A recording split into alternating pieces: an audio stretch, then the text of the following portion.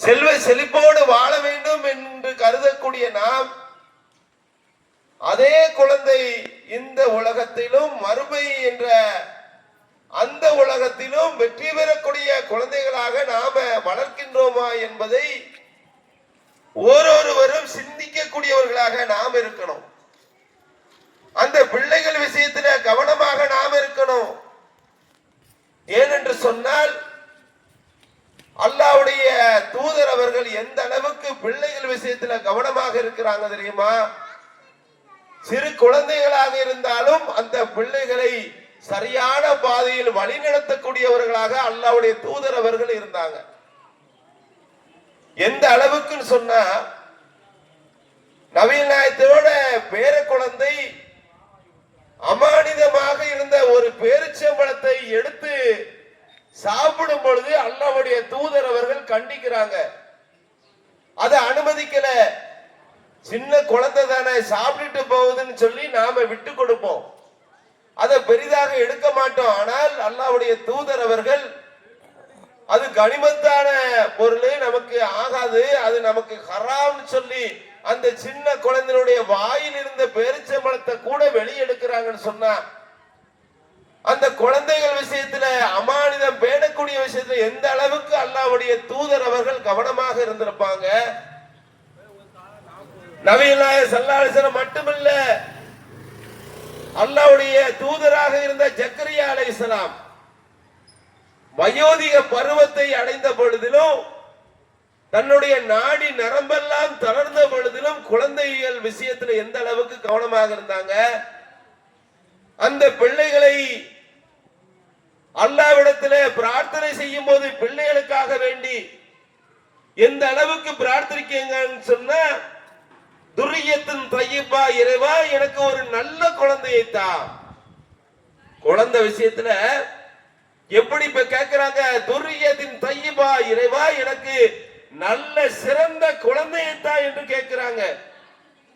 அதே போல நபி இப்ராஹிம் அலைஹிஸ்ஸலாம் ரப்பி ஹப்லி மினஸ் சாலிஹின், நல்ல குழந்தையை தா என் இறைவா. அந்த குழந்தைகள் என்பது நாளை நமக்கு மறுமையில் வெற்றியை தரக்கூடிய குழந்தைகளாக இருக்கணும். அல்லாஹ்வுடைய தூதர் அவர்கள் சொல்றாங்க, செல்வத்திலே சிறந்த செல்வம் என்பது பிள்ளை செல்வம்.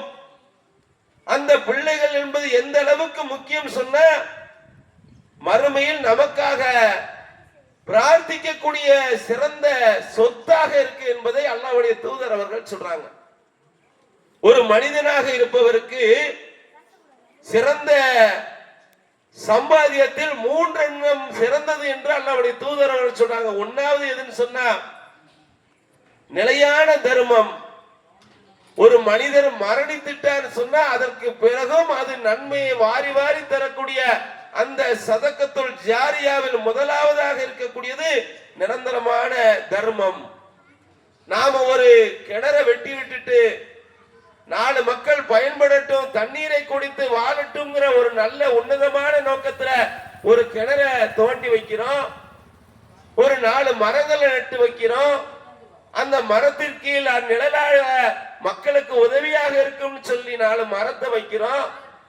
இது போன்ற மக்களுக்காக நல்லதற்கு நோக்கத்துல செய்கிற எதுவும் நாம் மறுமை வரையும் நமக்கு நன்மையாக வாரி வாரி தரக்கூடிய சதக்கத்துல் ஜாரியா என்பதில் முதலாவது என்பது இது போன்ற தர்மம். அல்லாஹ்வுடைய தூதர் இரண்டாவதாக சொல்றாங்க, நீ கற்பிக்கக்கூடிய கல்வி என்று சொல்றாங்க. ஒரு மனிதர் தானும் கற்று பிறருக்கும் கற்றுக் கொடுக்கக்கூடிய நிலையில் ஒருவர் மரணிக்கிறான் சொன்ன எத்தனை காலம் அந்த கல்வியை ஒன் பை ஒன்னாக மாறி மாறி கல்வியை தொட்டு தொட்டு இவருக்கு அந்த செல்வம் வந்து கொண்டே இருக்கும் என்று அல்லாஹ்வுடைய தூதர் அவர்கள் சொல்றாங்க. மூன்றாவதான செல்வம் எது தெரியுமா? நல்ல சாலிகான குழந்தை என்று அல்லாஹ்வுடைய தூதர் அவர்கள் சொல்றாங்க. இந்த மனிதன் நல்ல குழந்தையை விட்டு விட்டு மரணித்தார்னு சொன்னா அந்த குழந்தையின் மூலம் இவருக்கு மறுமை வரை நன்மை வந்து கொண்டே இருக்கும் என்று அல்லாஹ்வுடைய தூதர் அவர்கள் சொன்னாங்க.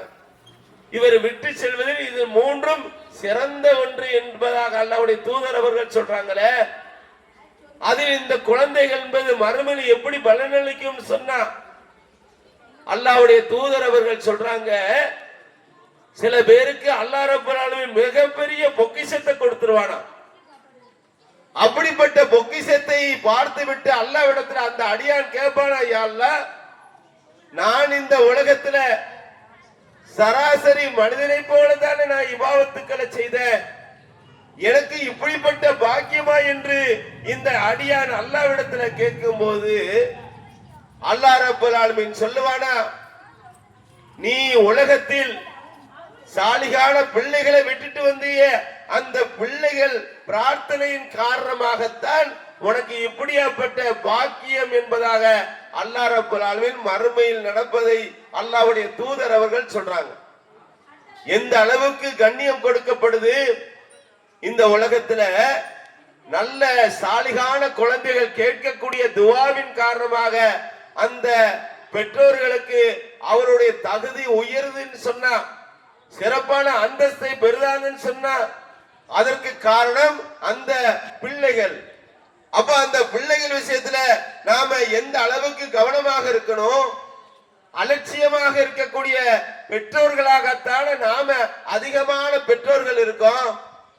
சில குழந்தைகளை பார்த்தோம்னு சொன்னா சரியா படிக்காது, ஆனா வேற விஷயங்கள்ல திறமையான குழந்தைகளாக இருக்கும்.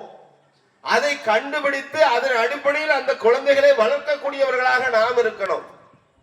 நம்ம என்ன நினைக்கிறோம், இது மக்கு பையனா இருக்கான், சரியா ஓத மாட்டுக்கிறான், சரியா படிக்க மாட்டுக்கிறான், இவன் பிள்ளை சரியில்லைன்னு சொல்லி நாமே சரியில்லைன்னு சொல்லி சில குழந்தைகளை மக்காவே மாத்திடுவோம். அப்படி இருக்க கூடாது.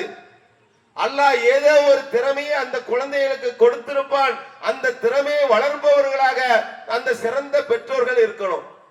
உதாரணத்துக்கு சொல்ல போனா, உலகத்திலேயே பிரபலமான ஒரு விஞ்ஞானின்னு சொன்னா தாமஸ் ஆல்வா எடிசன். இந்த இவருடைய எத்தனையோ வரலாறுகள் இப்பவும் கண் முன்னால் பிரதிபலிக்கு. இப்ப நாம் கண் முன்னாடி பல்புகள் தொங்க விடப்படுது, பகலை போல் வெளிச்சம் தருது. இதற்கு காரணம் யாருன்னு சொன்னா இந்த தாமஸ் ஆல்வா எடிசன். இந்த தாமஸ் ஆல்வா எடிசன் தான் கரண்ட கண்டுபிடிச்சாரு. மிகப்பெரிய கண்டுபிடிப்புகளுக்கு காரணம் இந்த விஞ்ஞானி தாமஸ் ஆல்வா எடிசன். இவர் குழந்தையாக இருக்கும் போது மக்க குழந்தையாக இருக்குமா, படிக்கவே படிக்காதான், மூளையே சரியில்லை என்ற நிலையில் இந்த குழந்தை இருக்கும் பொழுது அந்த ஆசிரியர் கடிதம் எழுதுறார். யாருக்கு? அந்த தாமஸ் ஆல்வா எடிசனுடைய தாய்க்கு கடிதத்தை எழுதி, இது உங்க அம்மாட்ட போய் கொடுத்திருப்பா. இவரும் போய் தன்னுடைய தாய் இடத்துல கொடுக்கிறாரு. என்ன எழுதி இருக்கு? உங்களுடைய குழந்தை மக்கு குழந்தையாக இருக்கு, எதுவுமே மண்டையில ஏற மாட்டுக்கு, படிக்கவே மாட்டுக்குன்னு எழுதி இருக்கு.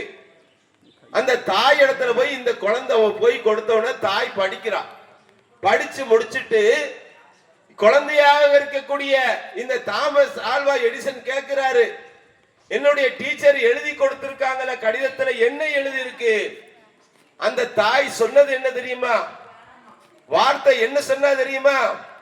நீ தான் புத்திசாலித்தனமான குழந்தை என்று இந்த டீச்சர் எழுதி அனுப்பியிருக்காங்க, இதுதான் இந்த கடிதத்தினுடைய விவரம்னு சொல்லுதாங்க. தன் தாய் அந்த குழந்தையினுடைய தவறை பெரிதாக்காமல் நல்ல புத்திசாலி என்று மாற்றமாக ஊக்கப்படுத்தும் விதமாக அந்த தாய் வளர்த்ததன் காரணமாக கிட்டத்தட்ட இந்த உலகத்தில் பல முக்கியமான கண்டுபிடிப்புகளை கண்டுபிடித்தது யான்னு சொன்ன இந்த தாமஸ் ஆல்வா எடிசன் என்பதை நாம புரிந்து கொள்ளணும். இந்த உலகத்துல மக்கான பிள்ளைகள்னு எதுவுமே இல்ல, தவறான பிள்ளைகள்னு எதுவுமே இல்ல. நாம் எப்படி வளர்க்கின்றோமோ, நாம் எப்படி வழி நடத்துகிறோமோ அதன் அடிப்படையில் தான் பிள்ளைகள் வளரும் என்பதை நாம புரிந்து கொள்ளணும்.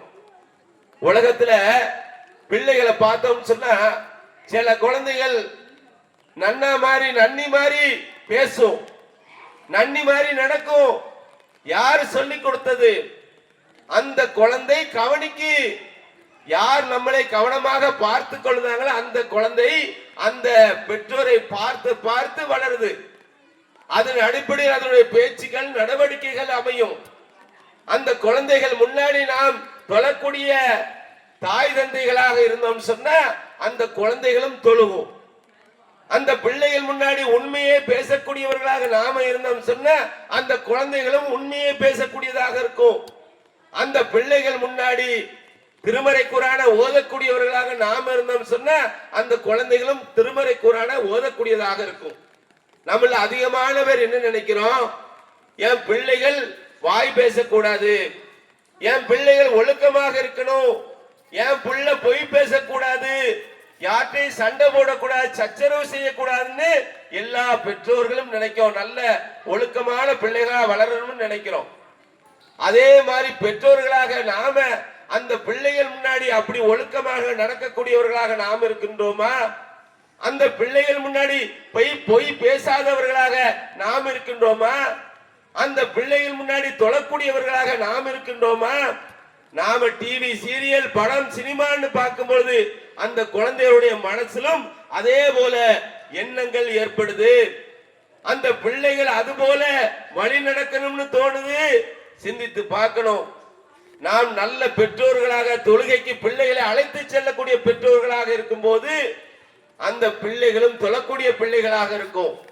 அந்த பிள்ளைகள் முன்னாடி நாம எந்த விதத்திலும் தவறான காரியத்தில் ஈடுபட்டு விடக்கூடாது. சில பேர் பார்த்தோம் சொன்னா பெற்றோர்கள் பிள்ளைகள் இடத்துல சொல்லுவாங்க, நீ மதரசாவுக்கு நேத்து லீவ் போட்டது காரணம் வெளியூர் போகணும்னு சொல்லி பொய் சொல்லுன்னு சொல்லி பிள்ளைகள்கிட்ட சொல்லி விடும் பொழுது அந்த பிள்ளைகள் மனசுல என்ன பதியும், நாம நேத்து வீட்டுல சும்மா தானே இருந்தோம், உறங்கித்தானே நேரத்தை கழிச்சோம், நம்ம அம்மா மதரசால போய் வெளியூர் போயிட்டேன்னு பொய் சொல்ல சொல்லுது, அப்போ நாம பொய் சொல்லலாம். தாயே சொல்லி கொடுக்கக்கூடிய நிலை. ஒரு காலமும் பொய் சொல்வதற்கு பிள்ளைகளை அனுமதிக்க கூடாது. ஏனென்று சொன்ன அல்லாஹ்வுடைய தூதர் அவர்கள் சொல்றாங்க, எந்த குழந்தையும் நல்ல குழந்தையாத்தான் உலகத்தில் பிறகு, எந்த பிள்ளைகளும் இணை வைப்பாளராகவோ யூதனாகவோ கிறிஸ்தவனாகவோ மாறப்போறது இல்லை. நாம் பெற்றோர்கள் எப்படி வழி நடத்துகிறோமோ அதன் அடிப்படையில் தான் அந்த பிள்ளைகள் வளருகிறது என்பதாக அல்லாஹ்வுடைய தூதர் அவர்கள் அழகான முறையில சொல்றாங்க. எப்படின்னு சொன்னா நபிகள் நாயகம் ஸல்லல்லாஹு அலைஹி வஸல்லம் அவர்கள் அழகான முறையில வழிகாட்டுதாங்க. உம்மு சுலைம் ரலியல்லாஹு அன்ஹா மிகச் சிறந்த நபி தோழியர்கள்ல ஒருவராக இருக்கக்கூடிய உம்மு சுலைம் ரலியல்லாஹு அன்ஹா அவருடைய மகன் அனஸ் ரலியல்லாஹு அவர்களை நபிகள் நாயகத்திடம் ஒப்படைக்கிறாங்க. அவர்களுக்கு அழகான பணிவிடை செய்யக்கூடிய ஒரு பணியாளராக அனஸ் ரலியல்லாஹு அவர்கள் இருக்கிறாங்க. எந்த அளவுக்கு அழகான சிறுவனாக வளர்ந்தாங்க தெரியுமா? ஒரு முறை என்ன நடக்குன்னு சொன்னா நபிகள் நாயகம் ஸல்லல்லாஹு அலைஹி வஸல்லம் அழைச்சிட்டு போறாங்க. விளையாண்டு கொண்டு இருக்கின்ற அனஸ் ரலியல்லாஹு அழைச்சிட்டு போறாங்க. அழைச்சிட்டு போய் வேலை முடிய கொஞ்சம் தாமதமாகுது. அந்த உடனே தாய் இடத்துல வந்து அனஸ் ரலியல்லாஹு ஆறாங்க. அப்போ தாய் கேட்கிறாங்க, நீங்க எங்க போனப்பா, ஏன் லேட் ஆயிருச்சு? உண்மையிலே நம்ம பிள்ளைகளா இருந்துச்சுன்னா சொல்லும், நான் இங்க எங்க போனேன் இப்படி இப்படி ஆச்சுன்னு சொல்லும். ஆனால் அனஸ் ரலியல்லாஹு என்ன சொல்றாங்க தெரியுமா? அது ஒரு அமானிதம் என்று சொல்ல மறுக்கிறாங்க. நான் பணியாளராக அல்லாஹ்வுடைய தூதரோடு சென்றேன், அதை சொல்ல மாட்டேன்னு சொல்லி சொல்ல மறுக்கிறாங்கன்னு சொன்னா எப்படி அமானிதம் பேணக்கூடியவர்களாக சிறு குழந்தைகளாக இருக்கும் போதே அனஸ் ரலியல்லாஹு அவர்கள் வழி நடந்திருப்பாங்க. எப்படி தாயாராக இருந்து அவருடைய தாய் அந்த குழந்தையை வளர்த்திருப்பாங்க. சிந்தித்து பார்க்கணும். நம்முடைய பிள்ளைகள் உண்மை பேசக்கூடிய பிள்ளைகளாக வளரணும், ஒழுக்கமான பிள்ளைகளாக வளரணும். அந்த பிள்ளைகள் மற்றவர்களுக்கு முன் உதாரணமாக வாழக்கூடிய பிள்ளைகளாக இருக்குன்னு சொன்ன அந்த பிள்ளைகளுக்கு இறை அச்சத்தை போதிக்கக்கூடிய பெற்றோர்களாக நாம இருந்தோம் சொன்ன அந்த பிள்ளைகள் சிறப்பான அழகான சாலிகான பிள்ளைகளாக இந்த உலகத்திலும் மறுமையிலும் வெற்றி பெறக்கூடிய குழந்தைகளாக இருக்கணும். அப்போ அல்லாஹ்வுடைய அமானிதமாக இருக்கக்கூடிய இந்த பிள்ளை செல்வ விஷயத்துல எந்த அளவுக்கு கவனமாக இருக்கணும். இது போல உம்மு சலமா ரலியல்லாஹு அன்ஹா இவங்க என்ன செய்யறாங்க சொன்னா அல்லாஹ்வுடைய தூதரோடு இவருடைய மகன் அமர்ந்து சாப்பிடுறாங்க. அப்படி சாப்பிடும்போது அவங்க என்ன செய்யறாங்கன்னா சாப்பாடு அங்கிட்டு கிண்டுமா எடுக்கிறாங்க, பிஸ்மில்லா சொல்லாம சாப்பிடுறாங்க. இப்படி நடக்கக்கூடிய அந்த குழந்தை விஷயத்துல அல்லாஹ்வுடைய தூதர் அவர்கள் கவனிக்கிறாங்க. கவனிச்சு அந்த குழந்தை உமர்ங்கிற அந்த குழந்தைகிட்ட நபிகள் சொல்றாங்க, நீ அல்லாஹ்வின் பெயரை சொல்லி சாப்பிடு, சாப்பிடும் பொழுது ஒழுக்கமாக ஒரு ஓரத்திலிருந்து சாப்பிடு. இப்படி சாப்பிடணுங்கிற வழிமுறைய அல்லாஹ்வுடைய தூதர் அவர்கள் அந்த குழந்தை விஷயத்தில் கூட எந்த அளவுக்கு கவனமாக வழி நடத்துறாங்க. அப்ப பிள்ளைகள் என்பது நாம் எதை சொல்லி வளர்க்கின்றோமோ அந்த அடிப்படையில் தான் பிள்ளைகள் வளரும் என்பதை நாம புரிந்து கொள்ளணும். அதுபோல அல்லாஹ் ரப்பல் ஆலமீன் இந்த பிள்ளைகள் என்பது குர்ரத் அய்யூன் அல்லாஹ் சொல்றான். இந்த குர்ரத் அய்யூன்னா என்ன அர்த்தம்? ஒரு பெற்றோர்களுக்கு அந்த குழந்தை என்பது கண் குளிர்ச்சியாக அமைய வேண்டும், அப்படி இருக்க வேண்டும் என்று அல்லாஹ் ரப்பல் ஆலமீன் சொல்றான். நமக்கு நம்முடைய பிள்ளைகள் கண் குளிர்ச்சியாக இருக்கிறதா? கண் குளிர்ச்சியாக இருக்குன்னு சொன்ன அந்த பிள்ளை இந்த உலகத்துல சாலிகான பிள்ளைகளாக இருக்கணும். எந்த விதத்திலும் பிரச்சனைகள், சண்டைகள், சச்சரவுகள் இல்லாத குழந்தைகளாக வளரணும். அதற்கு யார் வழிகாட்டுன்னு சொன்ன ரோல் மாடலாக இருப்பது அவருடைய குடும்பத்தில் உள்ள பெற்றோர்கள் என்பதை நாம புரிந்து கொள்ளணும். இதுபோல அல்லாஹ்வுடைய தூதர் அவர்கள் இப்னு அப்பாஸ் ரலியல்லாஹு அவர்களுக்கு உபதேசம் பண்றாங்க. எப்படி உபதேசம் பண்றாங்க? அப்பாஸ் ரலியல்லாஹு கிட்ட சொல்றாங்க, நீ அல்லாஹ்வுடைய விஷயத்துல பேணி நடந்து கொள், அல்லாஹ்வுடைய விஷயத்துல பேணி நடந்து கொள்னு சொல்லி சிறு வயது குழந்தையாக இருக்கக்கூடிய இப்னு அப்பாஸ் ரலியல்லாஹு அவர்களிடத்துல சொல்றாங்க. அல்லாஹ்வுடைய விஷயம்னா என்ன? தொழுகை விஷயம், இபாதத் விஷயம், எதுவெல்லாம் அல்லாஹ்வுக்கு செய்கின்ற வணக்கமாக இருக்குதோ அது அனைத்திலும் நீ பேணி நடக்கும் பொழுது அல்லாஹ்வுடைய பாதுகாப்பை பெறக்கூடியவனாக நீ இருப்ப. இது யார் சொல்றா? அல்லாஹ்வுடைய தூதர் அவர்கள் சொல்றாங்க. அப்ப நம்மளுடைய பிள்ளைகள் விஷயத்துல நாம அல்லாஹ்வுடைய வணக்க வழிபாடு விஷயத்துல எப்படி வழிநடத்துறோம்? காலையில ஃபஜ்ருக்கு தொழுகைக்காக நம்முடைய பிள்ளைகளை எழுப்பி விடுதோமா? நம்ம வீட்டுல 12வது படிச்சுட்டு பரீட்சையுடைய ரிசல்ட்டுக்காக எதிர்பார்த்து சில வீட்டுல பெண் குழந்தைகள் இருக்கும், ஆண் குழந்தைகள் இருக்கும். அந்த குழந்தைகள் விஷயத்துல அல்லாஹ்வுடைய விஷயத்துல நீ பேணி நடப்பான்னு சொல்லி நம்ம பிள்ளைகளுக்கு நாம வழி நடத்தி இருக்கிறோமா? எத்தனை பேர் அப்படி வழி நடத்துறோம்? நாம தொழுகைக்கு எழுந்திருச்சு நம்ம பிள்ளைகளையும் தொழுகைக்காக எழுப்பி விட்ட எத்தனை பெற்றோர்கள் இருக்கிறோம்? நாம சிந்தித்து பார்க்கணும். அல்லாஹ்வுடைய தூதர்கள் சொல்றாங்க, ஒரு சிறந்த குடும்பம் எது தெரியுமா? அந்த குடும்பம் என்னன்னு சொன்னா அந்த பெற்றோராக இருக்கக்கூடிய தாயானவள் என்ன செய்வா தெரியுமா? மக்கள் தாயானவள் என்ன செய்வா தெரியுமா? தான் கணவர் அசதியோடு உறங்குறான்னு வைங்களேன், அந்த உறங்கக்கூடிய தன் கணவரை தொழுகைக்காக பாங்கினுடைய சத்தம் கேட்டுச்சுன்னு சொன்ன எழுப்பிவிடக்கூடிய அந்த தாய் சிறந்த குடும்ப தலைவியாக இருக்க முடியும். அதுபோல ஒரு கணவனானவன் என்ன செய்வார் தெரியுமா? தான் வீட்டுல மனைவியானவ அசந்து உறங்குறான்னு சொன்ன அந்த பிள்ளையை, அந்த மனைவியை தொழுகைக்காக எழுப்பிவிடக்கூடியவளாக இருப்பார். ஏமா எந்திமா, ஃபஜ்ருக்கான நேரம் ஆயிடுச்சு, பாங்கு சொல்லிருச்சு, தொழுகைக்காக நீ என்ன செய்யற? எழுந்திரு, தொழுகைக்காக தயாராகு. வயதுக்கு வந்த பெண்ணுக்கு பெண் குழந்தை இருக்குதா, அந்த குழந்தையும் எழுப்பி விட்டு தொழுகைக்காக இருக்க சொல்லுமா, ரெடியாக சொல்லுமான்னு சொல்லி எழுப்பிவிடக்கூடிய எந்த பெற்றோர்கள் இருக்கிறாங்களோ அவர்கள் தான் சிறந்த குடும்பமாக இருக்க முடியும். இப்படியாப்பட்ட குடும்பம் தான் சாலிகான குடும்பம், மறுமையில வெற்றி பெறக்கூடிய குடும்பம் என்பதை நாம புரிந்து கொள்ளணும்.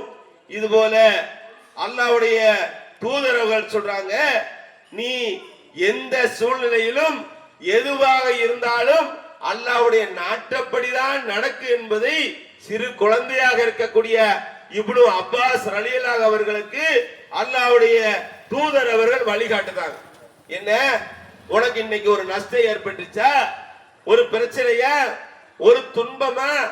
அதற்கு காரணம் அல்லாஹ்னு சொல்லி அந்த சிறு குழந்தைக்கு அல்லாஹ்வுடைய தூதர் அவர்கள் வழிகாட்டுதாங்க. அதுபோல உனக்கு ஒரு நன்மை ஏற்படுதா? அதற்கு காரணம் அல்லாஹ்.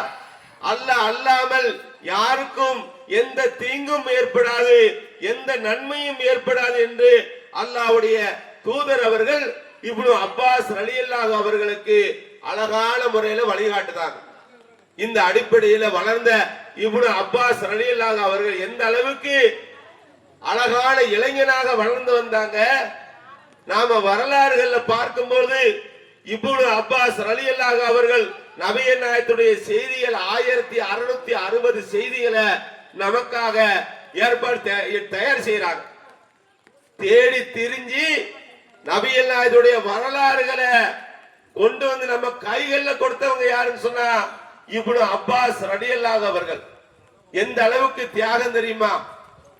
இவங்க ஒரு செய்தி இந்த மனிதனிடத்துல இருக்குன்னு தெரிஞ்சிச்சுன்னு சொன்னா பல கிலோமீட்டர் பாலைவனத்திலேயே பயணிப்பாங்க. புயலிலும் மழையிலும் இப்படி பயணித்து அந்த வீட்டுடைய வாசல்ல போய் அமர்ந்து கொள்ளுவாங்களாம். கேட்பாங்களாம், நபிகள் நாயகத்துடைய செய்தி உங்களிடத்துல இருக்காம. அப்ப அந்த உரியவர் அந்த வீட்டுல இல்லன்னு சொன்னா அந்த வீட்டு வாசல்லையே போய் நினைச்சிடுவாங்களாம், இருந்து விடுவார்களாம். அந்த புயலிலே சகித்துக் கொண்டு அந்த செய்தியை அறிந்து கொள்ள வேண்டும் சொல்லி அந்த வீட்டு வாசல்லையே அமர்ந்து கொண்டு அந்த செய்திகளை சேகரிக்க கூடியவர்களாக இப்னு அப்பாஸ் ரலியல்லாஹு அவர்கள் இருக்கிறாங்க சொன்னா எந்த அளவுக்கு தியாகத்தோடு வளர்ந்தாங்க. இதற்கு காரணம் அல்லாஹ்வுடைய தூதர் அவர்கள் நடத்தின வழிகாட்டுதல் என்பதை நாம புரிந்து கொள்ளணும். இது மட்டுமில்லாம புகாரில ஒரு செய்திங்க 2062வது செய்தியாக நாம பார்க்கலாம். ஒரு சம்பவம் என்னன்னு சொன்னா நபிகள் நாயகம் ஸல்லல்லாஹு அலைஹி வஸல்லம் அவரோடு வாழ்ந்த உமர் ரலியல்லாஹு என்ன செய்றாங்கன்னு சொன்னா ஒரு ஆலோசனையில ஈடுபடுறாங்க. அப்படி ஆலோசனையில ஈடுபடும் பொழுது ஒரு கிராமவாசி என்ன செய்யறாரு, வந்து உமர் ரலியல்லாஹு அவர்களிடத்துல கடுமையான வார்த்தைகளை பேசுறார். பேசிட்டு உங்களுடைய ஆட்சி சரியில்லைன்னு சொல்லி குற்றம் சுமத்துறாரு. அப்படி குற்றம் சுமத்திட்டு உமர் ரலியல்லாஹு அவர்கள் கடுமையான முறையில கோபத்தில் இருக்கிறார். அப்படி கோபத்தில் இருக்கும் பொழுது அந்த சபையில் இருக்கக்கூடிய ஹைஸ் என்ற சிறிய நபித்தோழர் இவர் வந்து உமர் ரலியல்லாஹு அவர்களிடத்துல வந்து சொல்றாங்க. உமர் ரலியல்லாஹு அவர்கிட்ட சொல்றாங்க, கோபம் கொள்ளக்கூடாது, இது போன்ற மூடர்களை புறக்கணிங்கன்னு சொல்லி அல்லாஹ் ரப்பல் ஆலமீன் திருமறை குர்ஆன்ல அல்லாஹ்வுடைய தூதருக்கு வழிகாட்டது ஞாபகம் இல்லையான்னு சொல்லி ஞாபகப்படுத்துறாங்க. கோபம் வரும்போது அந்த சபையில ஞாபகம் படுத்தியது யாரு சொன்னா ஹைஸ் என்ற சிறிய ஒரு நபித்தோழர், ஒரு சிறுவர். அப்போ அந்த திருமறை குர்ஆன் மீது எந்த அளவுக்கு ஆர்வமாக அவர்களுடைய பெற்றோர்கள் இது போன்ற நபித்தோழர்களை வழி நடத்தி இருப்பாங்க, திருமறை குர்ஆனோடு எந்த அளவுக்கு தொடர்பு படுத்திருப்பாங்க நாம சிந்தித்து பார்க்கணும். இது போல அபு மூசா ரலியல்லாஹு அவர்கள் ஒரு முறை உமர் ரலியல்லாஹு அவர்களுக்காக காத்துக்கிட்டு இருக்காங்க. அப்படி காத்துக்கிட்டு இருக்கும்போது உமர் ரலியல்லாஹு அவர்கள் கொஞ்சம் லேட் ஆயிருச்சு, அப்படி எழுந்திருச்சு போயிருந்தாங்க. அப்படி அபு மூசா வந்தார எங்கன்னு சொல்லி உமர் ரலியல்லாஹு அவர்கள் கேட்கும் போது அபு மூசா ரலியல்லாஹு அவர்கள் கலஞ்சி போயிட்டாங்கன்னு செய்தி மன்னர் உமர் ரலியல்லாஹுக்கு தெரியப்படுத்துறாங்க. அந்த உடனே அபு மூசாவை அழைச்சிட்டு வாங்க, அபு மூசாவை அழைச்சிட்டு வாங்கன்னு சொன்ன உடனே அபு மூசா ரலியல்லாஹு சபைக்கு வராங்க. காத்துக்கு இருந்தீல, ஏன் போனீங்க? அல்லாஹ்வுடைய தூதரவர்கள் அப்படித்தான் எனக்கு வழிகாட்டுனாங்கன்னு சொல்லி அபு மூசா ரலியல்லாஹு சொல்லும் போது உமர் ரலியல்லாஹு கேட்கிறாங்க, இந்த செய்தி எனக்கு தெரியலன்ன உடனே எனக்கு ஆதாரத்தை கொண்டு வாங்கங்கிறாங்க. அப்போ அபு மூசா ரலியல்லாஹு சந்தை பகுதிக்கு போறாங்க.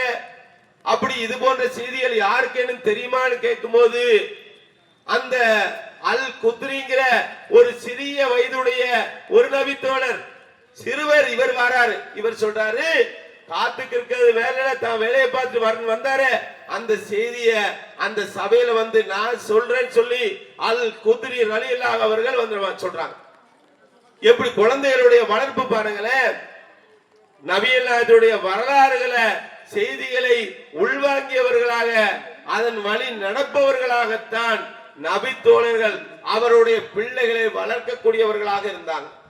அப்போ இஸ்லாம் என்பது இந்த உலகத்திலேயே வாழ்ந்து மரணிப்பதல்ல. இஸ்லாம் என்பது மறுமையில் வெற்றி பெறுவது. அதற்கான அழகான வழிகாட்டுதல் சாலிகான பிள்ளைகள் மூலம் மறுமையில் பெற்றோர்களாக இருக்கக்கூடிய நாம் வெற்றி பெறுவதற்கு இந்த குழந்தைகள் காரணமாக அமைய வேண்டும். நம்முடைய பெற்றோர்களுக்கு நாம் சிறந்த பிள்ளைகளாக இருக்க வேண்டும். இந்த உலகத்தில் அல்லாஹ்வை சரியாக வணங்கக்கூடியவர்களாக, அல்லாஹ் எப்படி வழிநடத்தினானோ அதன் அடிப்படையில் வாழக்கூடியவர்களாக நாம் சிறப்பான ஒரு மூமினாக இருக்கும்போது அதன் மூலம் மரணித்த நம்மளுடைய பெற்றோர்களுக்கு பயனளிக்கக்கூடியதாக இருக்கும் என்பதை புரிந்து கொண்டு அல்லாஹ் தந்திருக்கின்ற அருட்கொடைகளில் சிறந்தது நமக்கு கிடைத்த ஓய்வான நேரம் வாலிப பருவம் என்று அல்லாஹ்வுடைய தூதர்கள் சொன்னாங்க. இந்த இரண்டையும் சரியாக பயன்படுத்தி இம்மையிலும் மறுமையிலும் வெற்றி பெறக்கூடியவர்களாக அல்லாஹ் ரப்பல் ஆலமீன் நம் அனைவரையும் ஆக்கி அருள வேண்டும் என்று பிரார்த்தித்தவனாக என்னுடைய இந்த உரையை நிறைவு செய்கிறேன். வாகிதாவானா அல்ஹம்துலில்லாஹி ரப்பில் ஆலமீன். அஸ்ஸலாமு அலைக்கும்.